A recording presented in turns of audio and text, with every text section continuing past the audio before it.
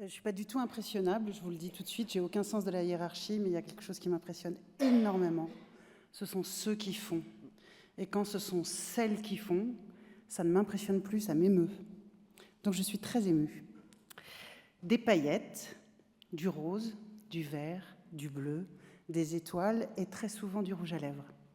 Un zébulon, au sourire aussi grand que nos écrans de télé, que nous voyons sauter, chanter, danser, rire, provoquer, gueuler et convoquer nos cœurs, nos consciences, notre courage et notre indignité, nos aveuglements et nos paradoxes.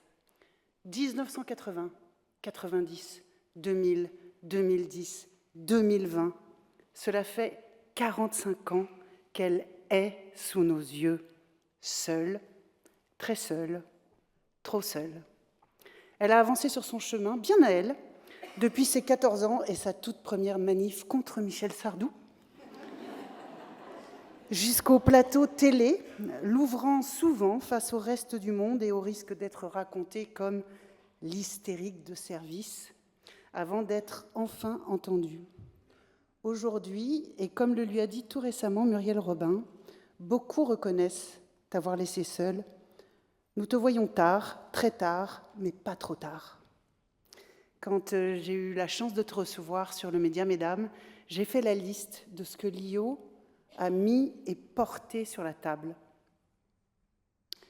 L'exil, le viol, la violence, la solitude, le courage, la joie, les mères célibataires, le féminicide, le patriarcat, la colère, les cheveux blancs, l'agisme, la masturbation et la perte d'un enfant.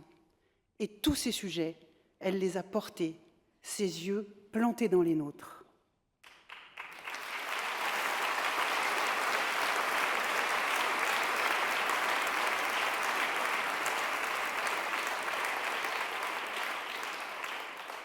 Lio a le sens inné et aigu de la justice et la farouche élégance de la joie.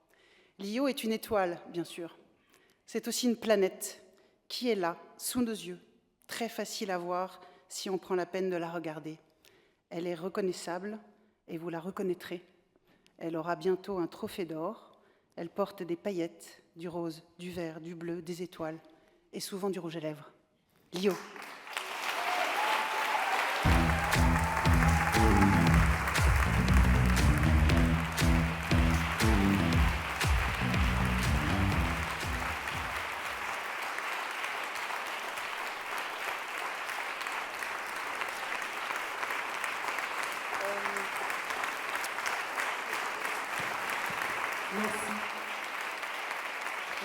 Merci vraiment beaucoup. Merci Maïté.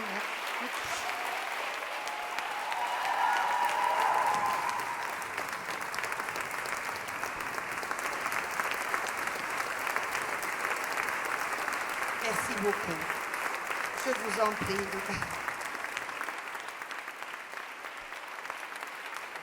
Merci, c'est, je pense, le plus beau mot qu'on puisse se dire. Je le crois vraiment.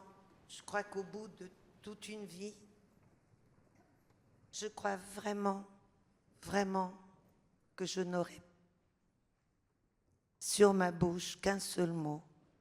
Merci. Merci à la vie.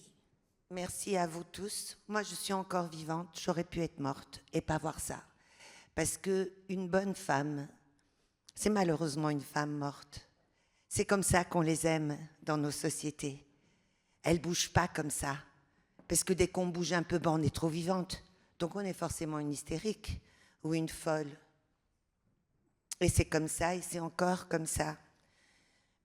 Moi, je ne trouve pas du tout que je mérite un quelconque prix. Au final, moi, je suis, je dirais, une belle opportuniste. Ou, ça va vous gêner. Je dirais que le moment opportun, je ne le loupe pas. Ça veut dire, quand il y a un micro, j'ouvre ma gueule.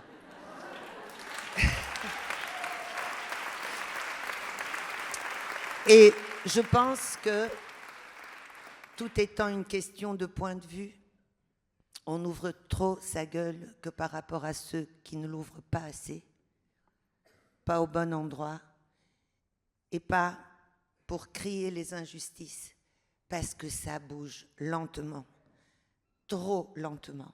Mais je pense les femmes capables de toutes les révolutions, parce que si elles ont résisté depuis 6000 ans au patriarcat, alors elles peuvent changer le monde. Et c'est ce que je voudrais. Le monde le mérite. Merci beaucoup. Merci à vous toutes. Et merci à tous les hommes de bonne volonté. Merci beaucoup.